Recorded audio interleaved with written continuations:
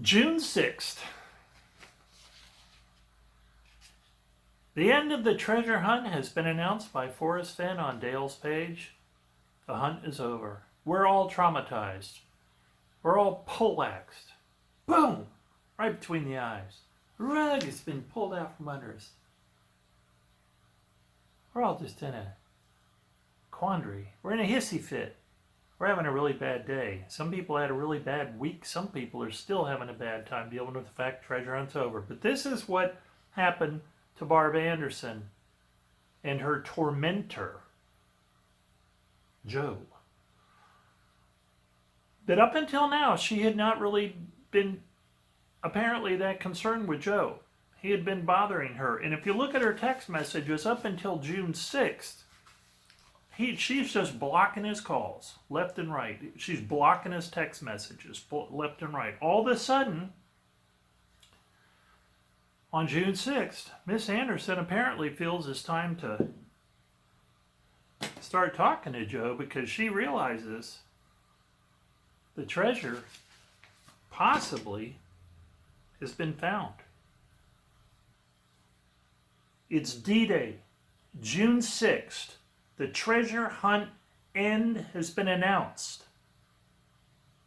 It's a Saturday. Barb Andersen writes to Joe, and she says, "What is going on?" She doesn't get an answer on June 7th, the next day, Sunday. She says, "I will be in Santa Fe today. I suggest you be there. First, I am making a stop." Joe says, "Oh my goodness, Santa Fe is 12 hours away from where I'm at." Barb, "Who hacked and followed me? I'm at state police." Joe, "Not me." Barb, "I will also be going to the media and filing suit if not turned over voluntarily." Joe says, "You want to sue me?" Barb, "Whoever hacked and followed me, hacking is a crime, FYI.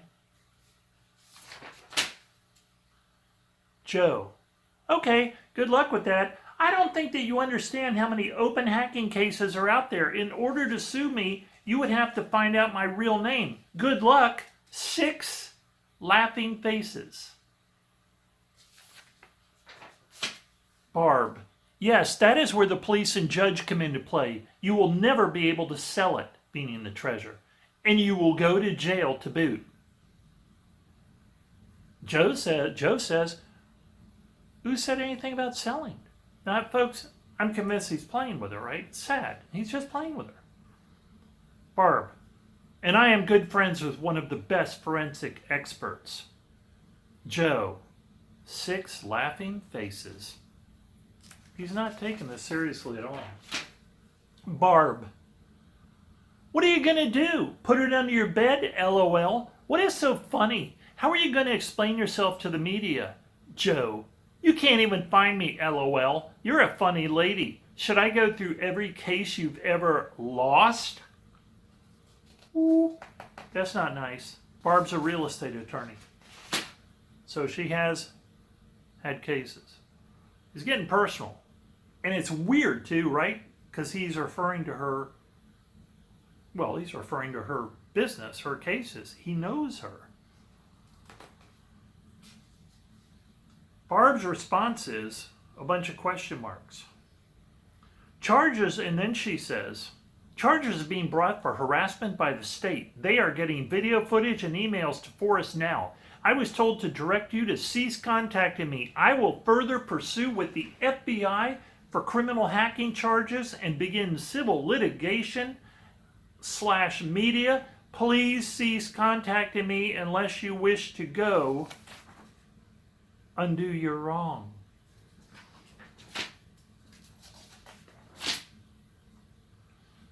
Joe, 7 laughing faces. "You are not a good liar. Work on it. You haven't convinced me." Barb, "You have been advised to stop." Joe, "Oh my goodness, you have been advised to stop being a retarded fucknut." But that will never happen. 7 laughing faces. It's really gotten ugly, folks. A retarded fucknut.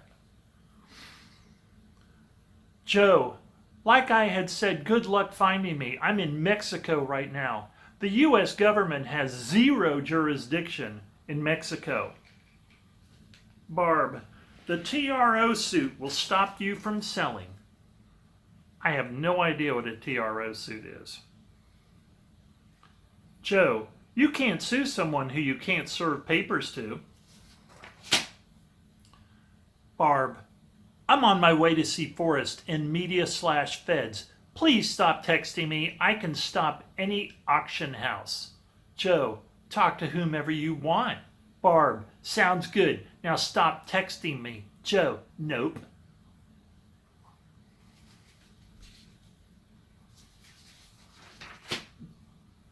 Joe says, you're not really good at technology. Do your homework at least before telling me some bullshit. Barb, what are you talking about? I just called the feds. Joe, call whomever you want. You're not scaring me.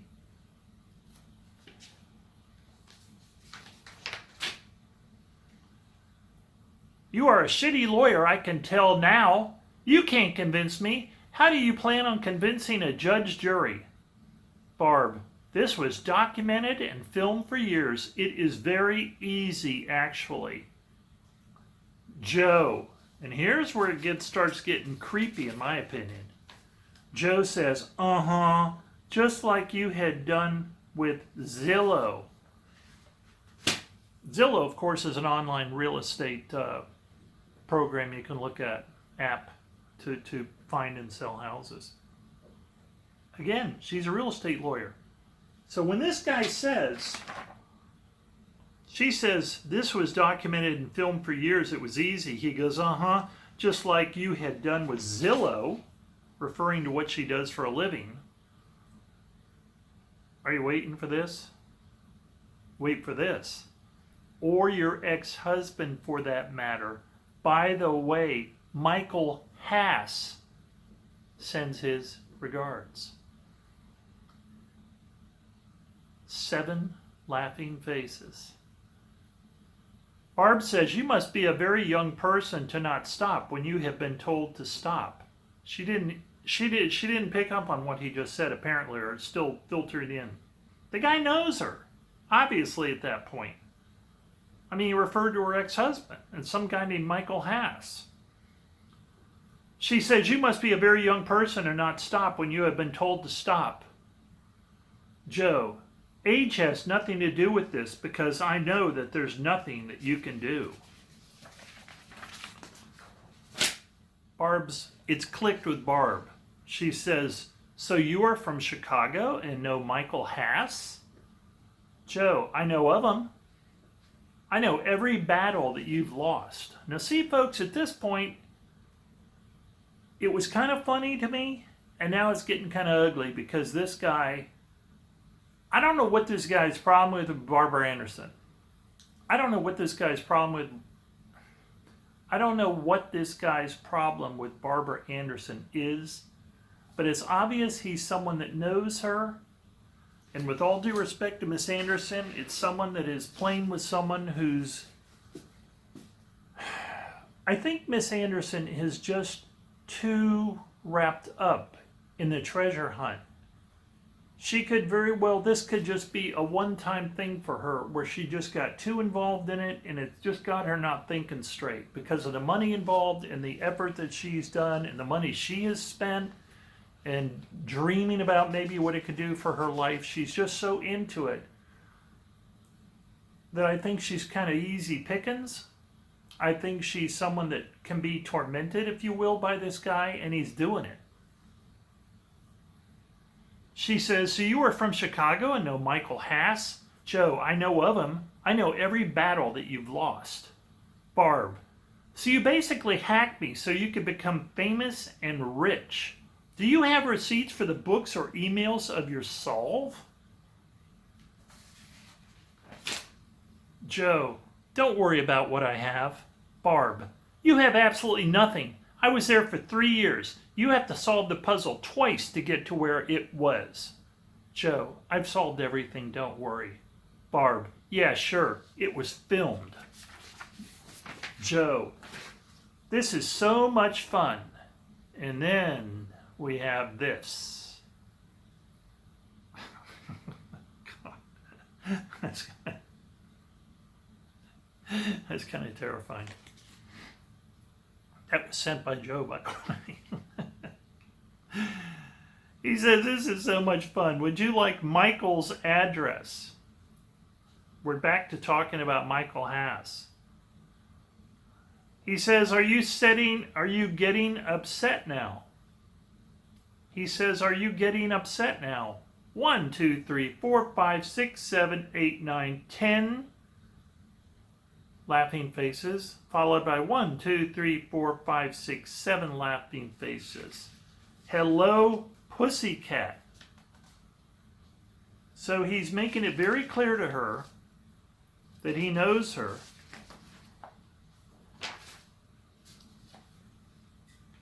He says, hello, pussycat, meow, meow. I mean, and I don't even know what, maybe she has cats. I don't even know what that means, but obviously something just happened with them. She now understands she's dealing with someone, in my humble opinion, that knows her and knows people that know her. And she's being messed with by someone that maybe has information about her and knows things about her background and even her lawyer career. That's pretty freaking creepy. That's like, I don't know what the laws are on cyberbullying, but for mental health, I'll just say it's not a good thing, obviously. He says, where did you go, lady? Barb apparently recovers. I told you to stop contacting me. I'm going to file the TRO suit today against you and Forrest. Joe, laughing my ass off. 1, 2, 3, 4, 5, 6, 7, 8 laughing faces. Who are you going to file against if you don't know my name? Dumb bitch. 7 laughing faces. Good luck. I'm not going to lose any sleep over your dumb ass. Barb. All of this is going to go to the Santa Fe newspaper for starts. Joe. Okay, whatever makes you feel better. 7 laughing faces. Are you going to tell the newspaper that some random guy keeps harassing you? Barb. They have your text now. Joe. Because that's the only evidence that you really have. Everything else is hearsay. You've never seen me. You don't even know who I am. Well, good luck. 7 laughing faces. Dumbass. Barb says, you do know there are civil and criminal federal penalties for hacking. This will be a federal case. I suggest you honor my request to cease contacting me and have a lawyer call me. Thank you. See, unfortunately, this isn't hacking. This is texting. This guy's gotten so far into Barb Andersen's head that she's convinced he really knows things about the treasure hunt that I'm sure he has no clue whatsoever. I think he knows her personally, or he knows people that know her personally, and therefore he's got that, he's triggered her, right? And what he's doing is pretty ugly, quite frankly, but unfortunately, she's a little off too. So he's able to really get her going. So she says, you know, there are federal and criminal federal penalties for hacking. He says, laughing my ass off. If you had any evidence, but you don't. She says, you gave yourself away when you started texting me before I even got back to the search area. Joe says, you're an idiot, but good luck. I know the law. Texting someone is not a crime. There you go. Like I said, good luck. Barb, how so? Tell me. What brought you to the corner in the first place? What clue was that? And answer, ? Joe now's already off. He's like, good luck finding me. Don't care. 8 laughing faces. You are only good for my amusement. Barb, what clue was at the location 3 years ago. So your story is that you randomly walked straight to the location on your own, notwithstanding you have no knowledge of the clue/answer or physical clues at the location. Sadly, Barb doesn't understand. This guy doesn't know where the treasure is. She is so wrapped up in this that she thinks he knows where the treasure is. And he, of course, is doing nothing more than playing head games with her by texting her.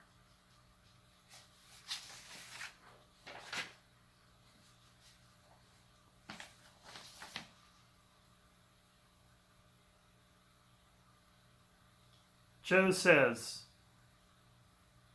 oh, this gets ugly here, folks. Joe says, that shows nothing, but good luck. This is not good. So Barb says, so again, what clue/answer exists near the treasure? And Joe says, my dick in your... It's not funny. But it is funny because it's so friggin' absurd. Joe says, my dick in your mouth. Okay, and Barb says, that is what you want a federal judge and the press and Forrest to read? Joe says, let them read it. I'm not worried. You think you can scare people who are way more advanced than you? Times have changed. Newsflash. And there you have it, folks. There you have it, folks. Those are the scintillating text messages between Barb Andersen and Joe, the unknown defendant. The Barb Andersen is absolutely convinced that Forrest Fenn is hiding the identity of. She believes that Joe is in fact the finder who found the treasure by hacking her PC, I guess. And sadly, reading these text messages tell me that all that Joe is doing is texting her and harassing her. And I feel sorry for Barb Andersen. I really do. I've said it before. And I really mean it. I don't feel sorry for this guy. I feel sorry for Barb Andersen because I think, and this is the end of the video, by the way. I don't really have much more to add to that. I feel sorry for Barb Andersen because I think it's easy to see where people can go over that line mentally and emotionally. In my case, the treasure hunt was a hobby. I made sure it stayed within my budget. These were my vacations. Never really been a person to take vacations, but they fit into kind of a vacation budget, if you will. Not high-end trips anywhere. Just going out to the Rockies, staying in, modest, nice hotels, a Hampton Express or whatever, but nothing crazy. Going out to regular restaurants. And then coming home after a week. So, but if I had spent my life savings, like some people have done, I've already been over this, or I had lost, I know it's easy to say, Eric, people that do that are foolish. People that spend their life savings, people that wipe out their savings, people that wipe out their portfolio, whatever you did to get there, that's their fault. And I understand that. But I also think of people, what about people who had some situation, maybe someone that had a health problem in their family and the bills were getting really big. Maybe someone who's unemployed. Maybe someone who saw their world economically crashing coming up and they thought finding this treasure would save their life. And I'm not exaggerating. I don't know what Barb Andersen's story is, because obviously I haven't looked into it, but I assume she's still a lawyer, a real estate lawyer. But she really got into that chase and she really let it get to her, and now she's in this lawsuit, and she has to come up with a better reason to sue Forrest Fenn than the one she's already presented. So she's having to go back and reassess her case and present a better case. And that's where we're at. So maybe when these court cases get cleared up and judges finally say, okay, they're out of here, I'm done with it, we'll be done with it. And maybe the finder at that point will be able to come out and tell us more. But until then, we're stuck. While legal proceedings are going on, I'm sure that treasure is in limbo. And we'll just have to wait and see what happens. Some crazy stuff been going on out there with the treasure hunt. I'm glad I never got into stuff that intense over it. And everyone have a great day and have a great summer. And it's exciting to see what's going to be coming up with the reveal and disclosure of the Forrest Fenn treasure find. Everybody have a great day. Talk to you later.